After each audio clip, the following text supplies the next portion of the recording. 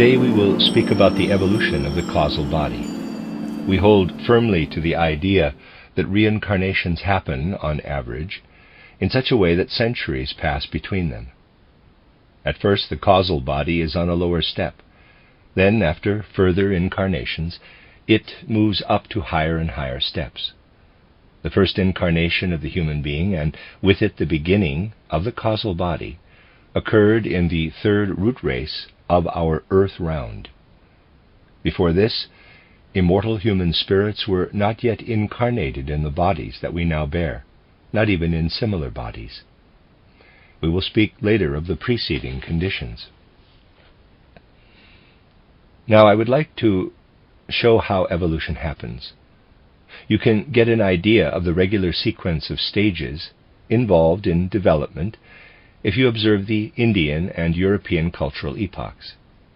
The European subrace is not on a higher or lower stage than the Indian. The Indian subrace is more spiritual, the European is more intellectual. The same content that the Indian subrace received through spirituality, we receive through the intellect. Today we can grasp spiritual content if we previously were incarnated in a spiritual race. What we saw in a spiritual way when the book of Genesis arose in the age of the Old Testament, we can now grasp with our understanding more easily. We are able to understand what the causal body created in earlier centuries, because at that time we were more spiritual human beings. At that time we were still able to understand higher truths immediately, directly. If we observe the people of ancient India, and also the Jews of ancient times, we see that they grasped truths spiritually. Today, the Jews have lost the spiritual, and India too has become more materialistic. It was not usual in earlier times to present truths in an intellectual form, as we do today. Rather, everything was presented in the form of pictures. And what was given originally in a pictorial form was spiritual truth. Those who know the symbols can understand the spiritual truth. Scholars dispute the biblical portrayal of the 7 days of creation and the myth of the fall into sin. However, the myth of the fall into sin is describing nothing other than what happened in the third root race during the Lemurian age, the transition from asexuality to the existence of two sexes. Kama manas appeared as the active human mind. That is the one pole. The other is sexuality. The separation into two sexes and the beginning of mental reasoning in kama manas, that is what the myth of the fall into sin represents in the Bible. Every individual fact must have been alive in those who created these myths. The facts were told in a higher mythological language. They are presented in the Bible in a somewhat distorted fashion, but they are clear for those who know how the content of this myth is distorted and how it must originally have sounded. We will consider how this myth was presented back then, when humanity was still more spiritual. Step by step, we can look at the myth and we will recognize the deep wisdom contained in it. Quote, "The serpent was more clever than all the animals of the field that the Lord God had created. And he said to the woman," close quote. The symbol of the serpent everywhere represents those who have been initiated. Those who had been initiated in a certain way and brought content to humanity from initiation were called serpents. The serpent is the symbol for those who are in a position to lead humanity through kama manas. Everything of manas within the dense earth was less clever. Therefore, the serpent said to the woman, quote, "Well, did God say you shall not eat of any tree in the garden?" Genesis 3:1, close quote. The trees represent what people should work their way through with kama manas, through which they should advance themselves on earth within physical matter. What is meant here is the culture created by the human mind, which should work on what grows and thrives. Quote, The woman spoke to the serpent, "We eat of the fruits of the trees in the garden. But from the fruit of the tree in the middle of the garden, God said, 'Do not eat of this tree. Do not touch it, lest you die.'" Genesis 3:2 and 3. Close quote. As long as the human spirit was not yet incarnated, there was no death, and neither was there reproduction, as there is today. Reproduction in the earlier human races occurred in a different way. One body released another. There was a differentiation with fertilization. There was no birth or death. There was only an attraction and repulsion in elective affinities. The serpent, the master of kama manas, could say, quote, "Acquire for yourselves kama manas. Eat from the tree, and then you will undergo a development." Close quote. The planetary spirit named Jehovah, who earlier had guided humanity alone, knew what would happen when manas was mixed with kama by the serpent. When that happened, then human beings would have to die. Quote, "Then the serpent spoke to the woman, 'You will not die, for God knows that when you eat of it your eyes will be opened, and you will be like God, and know good and evil.'" Genesis 3, verses 4-5, close quote. You will not die, but your eyes will be opened. That means through kama, you will have to develop manas. Through your eyes, you will have to see everything, and then acquire knowledge. Before this, human beings did not know good and evil, for they were guided from above. Quote, "And the woman saw that it would be good to eat of the tree, that it was a delight to the eyes, and that it was an attractive tree because it made one wise. She took from the fruit and ate, and she also gave some to her husband, and he also ate. Then the eyes of both were opened." Close quote. Then human beings were drawn into bodies and could see and observe through their organs of perception. Quote, "And they became aware that they were naked, and they sewed fig leaves together, and made for themselves aprons." Genesis 3:6-7, close quote. Earlier, they had been unable to perceive this. Only now did they become, in quotes, naked. Physical matter shows nature that is united with kama manas, and physical matter is, in quotes, clothing, the result of kama manas. Earlier human beings had a higher, finer matter, and they had no reason to feel shame. First, they had to make physical matter appropriate to their higher nature. God did not make kama, but rather manas. But the human being was ashamed and made clothing. Quote, "And they heard the voice of God the Lord, who walked in the garden when the day had grown cool." Genesis 3:8, close quote. Until then, the planetary spirit had led human beings. Jehovah is the God of physical nature. In the, in quotes, secret teaching, he is the God of procreation, a moon god. It was held against Frau Blavatsky that she characterized Jehovah in this way. Humanity received sexuality from the cosmos through Jehovah. Quote, "And Adam hid himself with his wife from the countenance of the Lord under the trees of the garden. And God the Lord called Adam and spoke to him, 'Where are you?' And he spoke, 'I heard your voice in the garden and was afraid, for I am naked. That is why I hid.' Genesis 3:8, close quote. Earlier human beings had been unable to hide themselves at all because Jehovah guided them. The Kabbalah says this much more clearly. In earliest ages, the secret doctrine was given only pictorially. Adam Kadmon is the name of the sexless Adam. The ability to reason is now in human beings. Earlier, it was outside. Now human beings hide this thinking ability within themselves. They hide it from external wisdom. Quote, "And he spoke, 'Who told you that you are naked? Have you eaten of the tree that I told you not to eat from?' Then Adam spoke, 'The woman that you gave me the fruit of the tree, and I ate.' Genesis 3:11 and 12, close quote. A being that was one sex became a being that had two sexes. The serpent made it possible for human beings to be set on a track leading to kama manas. Quote, "Then God the Lord spoke to the woman, 'Why have you done this?' The woman spoke, 'The serpent seduced me so that I ate.' Then God, the Lord, spoke to the serpent, "Because you have done this, you are cursed above all cattle and above all animals of the field." Genesis 3:13-14, close quote. Quote, "Cursed above all cattle and above all animals of the field," close quote. This means nothing other than that the animals have evolved up to a certain limit, as is still appropriate to their whole karma, which is prescribed for them. Human karma is loosened from its constraints. Human beings must decide for themselves. The lion is savage because cruelty lies in its karma.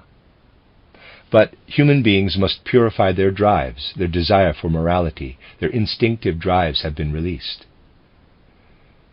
You, with your kama manas, have been pushed out and are left to your own devices. You are not the same as the animals. That is contained in these words. Those who know the secret doctrine, title, will know how one Devachan verse speaks of the highest planetary spirit, of which there are actually 8, but only 7 are spoken of, for one of them was pushed out, one who had brought the light. This kama manas is also pushed out. Quote, "On your belly you must crawl and eat earth all your life." Genesis 3:14, close quote. Crawling on your belly and eating earth means nothing other than everything that should be achieved through kama manas. Human beings can achieve within earthly evolution. Quote, "And I will set enmity between you and the woman, and between your seed and her seed." Genesis 3:15, close quote. The polarity between seed and reason is taken over from animalistic sexuality, from the middle of the 2nd to the middle of the 6th race. Quote, "He shall tread on your head, and you will sting him in his heel." Genesis 3:15, close quote. Adversarial forces are to come from here and there. The one pole is the forces of kama manas. The other pole are the kameshan forces. A new aversion entered, which was not there earlier, and it is kamic. Readers aside, this word is spelled K-A-M-A or K-A-M-I-C, and I'm not mispronouncing karma by the word kama. I'm not sure if they're the same word, though. End of readers aside. Quote, "And he spoke to the woman first. I will give you much pain when you become pregnant. You will bear children in pain, and your desire shall be for your husband, and he shall be your lord." Genesis 3:16, close quote. This means that a new kamic stream appears. Desire and aversion are in essence the nature of the kamic. In esoteric language, man and woman always signify the two forces.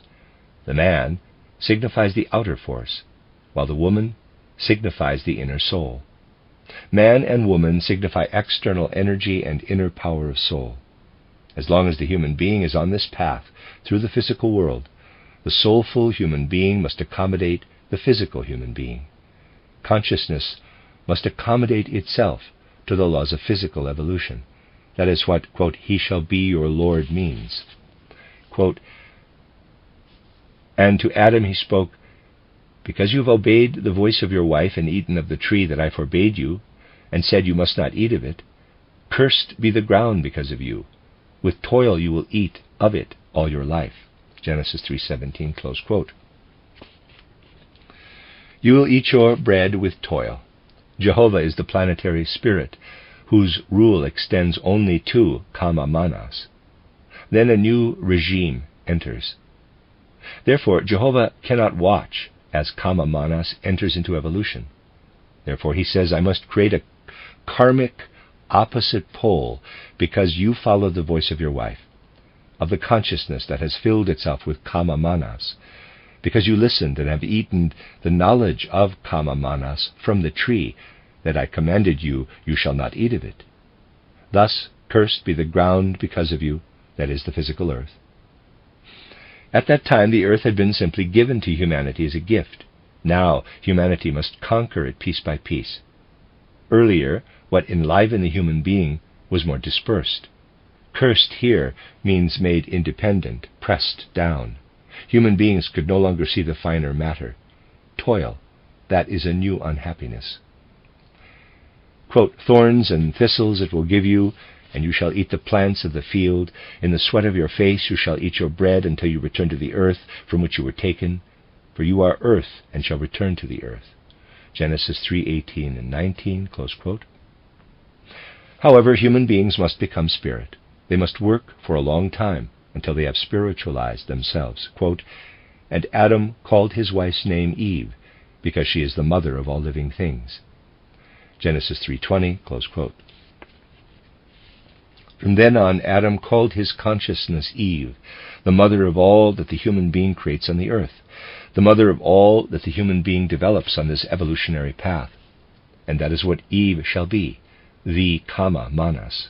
Quote, and God the Lord made Adam and his wife garments of pelts and clothed them. Genesis 3:21, close quote. He gave from the outside to the physical, spiritual human beings what they needed in order to advance. Quote, and God the Lord spoke, behold, Adam has become as one of us and knows good and evil. Genesis 3:22, close quote. You will recall the image that I used, where the light source is in the middle and the spheres at the periphery reflect the light. Now the spheres themselves are becoming luminous, and God said, quote, before you were merely a reflection of me, you were merely thoughts that I sent out, but now you have become independent beings, living, released, independent beings. Close quote. Quote, now lest he also put forth his hand and also take from the tree of life and eat and live forever, the Lord God sent him forth from the Garden of Eden to till the ground from which he was taken. Genesis 3:22-23, close quote. Adam was chased out of the garden. He was no longer allowed to stay within. He was no longer allowed to eat from the tree of immortality, as he could before. He had to acquire a different kind of nourishment. The Manas does not pass through the gate of birth and death. Wisdom disembodied represented the tree of life. Now human beings became Kama Manas, and now they must pass through the gate of birth and death. There are two different kinds of trees in paradise, one of which Adam had been allowed to eat from. Now after the fall into sin, he could do this no more. With Kama Manas, he lost the possibility to eat from this immortality. Quote, God drove Adam out and placed a cherub with a flaming sword before the Garden of Eden to protect the path to the tree of life. Genesis 3:24, close quote. The cherub is the planetary spirit who represents Manas, immortal life. It does not signify knowledge through Kama Manas. The cherub who stands by the side of Jehovah was placed before the Garden of Eden so that the human being does not push into this garden where the truth in its primal eternal form is to be found. Now, think of the evolution of humanity before the time of the third root race. The Dzyan Chohan guided it. By following him, the human being had access to wisdom. The human being was guided spiritually directly, not through eyes, ears, or an inner organ. However, now that humans have become Kama Manas, the cherub stands before them and prevents them from coming to the tree of knowledge. First, the human being must have passed through all kinds of births. This will remain the case until the human will have attained the original immortality. Human beings in the third, fourth, and even the fifth race still had a certain spiritual life. Today, we are chiefly Kama Manas people, who have been given a small spiritual streak.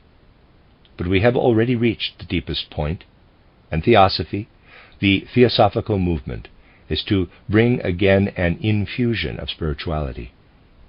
Earlier, we could not teach truths in the form of rational thought.